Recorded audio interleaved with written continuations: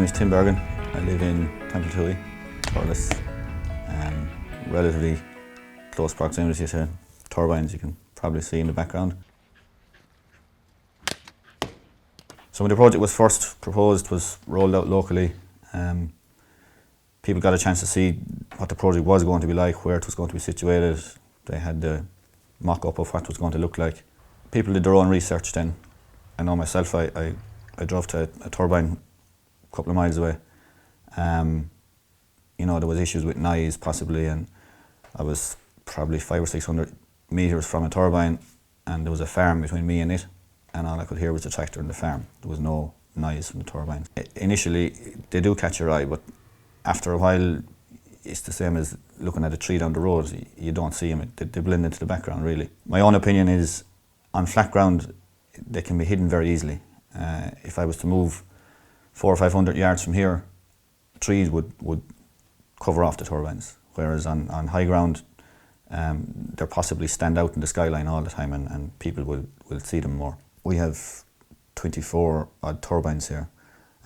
You can be driving down the road and you can see them all, and 2 minutes later they're obscured. The trees or the skyline or the bushes are obscuring them. People are passing them on a daily basis, and they blend in really. Yes, there can be shadow flicker, but in my experience, it comes and goes very quick. It's the same as the shadow of a tree moving around.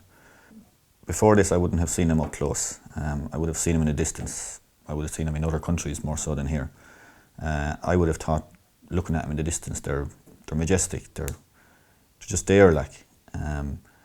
So when I see them up close and here, I mean, I probably don't even see them as much now as initially. Yes, the first one was enormous when I went up. It was huge. There was probably an audience watching it go up. But I mean, the last phase I went up just seemed to appear there overnight type of thing.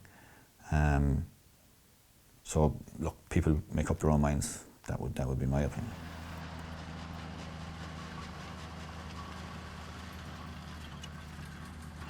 My initial reaction when we first heard about the phase one of the wind farm was a bit certainly of concern, like, because it was mainly the unknown, and because we certainly hadn't been very close to a wind farm before, we didn't know what entailed and that. So certainly there was a lot of questions that needed to be answered. We were worried about the proximity of them to the farmyard and to our dwellings, and if there'd be flicker or noise or any other inconvenience. You could search the internet and do various publications, you'll find chapters of objections to it, and it's only when you actually experience it yourself. When they were up, we realised there was little to be feared of. Yeah, we were offered the possibility of a turbine being built on our home farm. It's adjacent to the mines, but we declined because we thought it would impede on our neighbours too much, and we thought it was too close to houses around it. But that was phase one. But since phase two went up, it was obvious it wouldn't have any huge effect. When we saw the first one go up, we were in awe, the size of it and the complexity of the construction. But to be honest with you, after a number of weeks, it was just looking at a large tree or just another building. There's 5 turbines here on this farm here, and there's a whole new road infrastructure in place on this farm for access to go to each turbine, and we have full use of that road, and it makes our farming life very much easy, moving livestock and going up and down with slurry and fertiliser and grain, the whole lot, like. So yeah, definitely the road infrastructure is a big bonus. Animals, like the people, they get used to it, they don't even notice it. You'd see them sitting at the base of it, lying off, chewing their cud, happy out. They have no comprehension of turbine or wind power anyway, so no, it doesn't affect them in the slightest.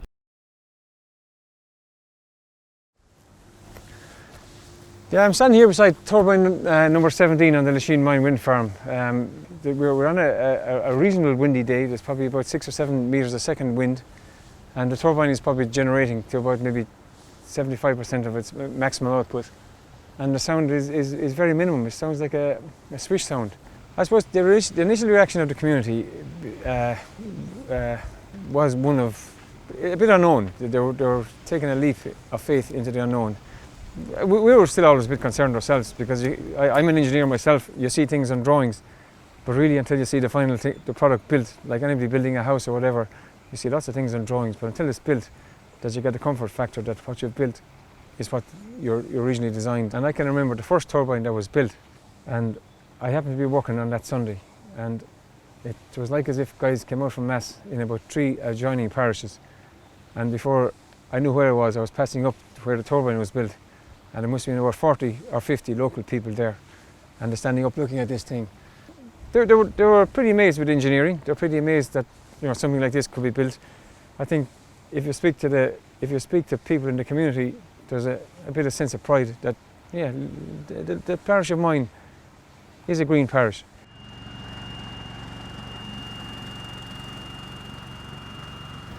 Well, the first reaction when the wind farm was proposed was we didn't know what to expect.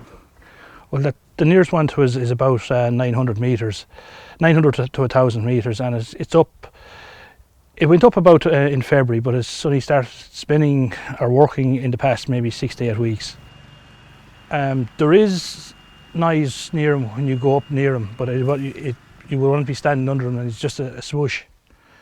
And that's all you hear. We hear no noise here whatsoever, and we're only about 1,000 metres away from the nearest one.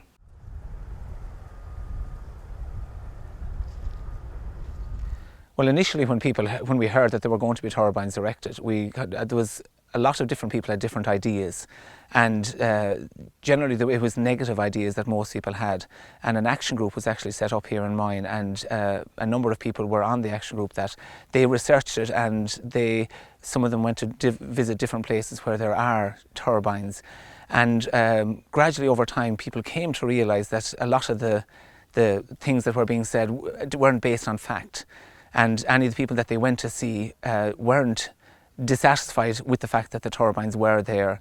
And as time went on, then we gradually, time passed, and once the first turbines started to be erected, they didn't seem to be as disruptive or having any of the problems that people thought that they would have.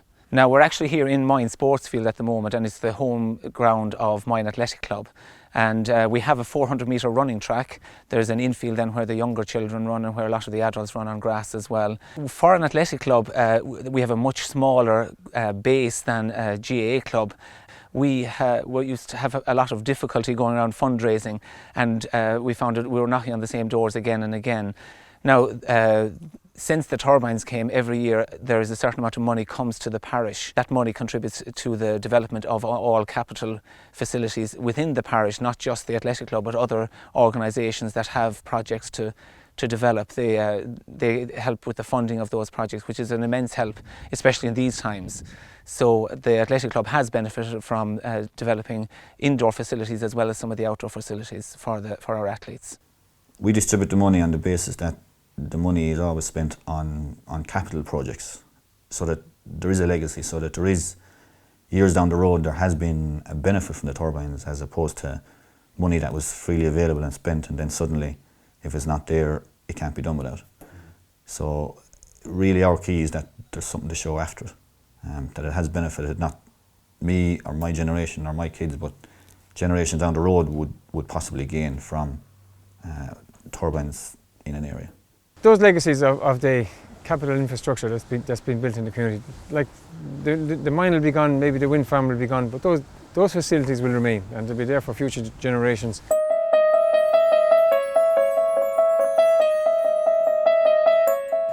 I'm personally involved in the energy business in the country because we spend the bones of over €1 million a year in electricity to keep our mine operational. So I'm very, very well aware of the impact of electricity costs.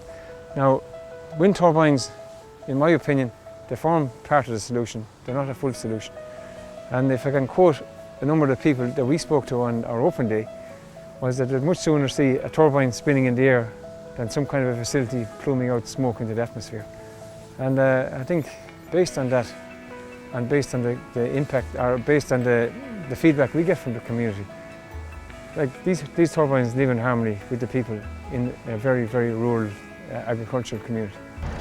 Well, the initial few meetings, and we learned a small little bit of information. There was a little bit of apprehension. People were scared.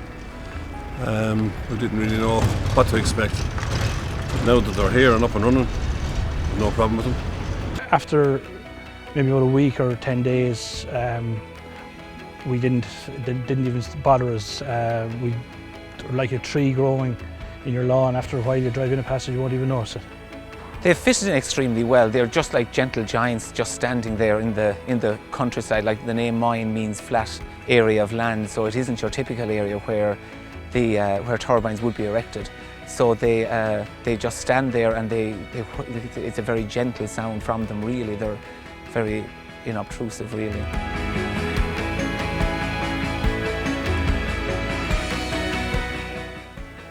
For people that are proposed, there's a proposal there to put up a turbine or wind turbine farms, and numerous ones near them. I suppose first of all I would say be open-minded about it. Go do your research. Go meet people who have them in their backyard. Go meet both sides of the argument. There will be both sides of an argument, so be open-minded. Go get your information and make up your own mind then, but don't knock them for the sake of knocking them. Don't knock them for fear of them falling down. Knock them for good reasons rather than just for the sake of doing it.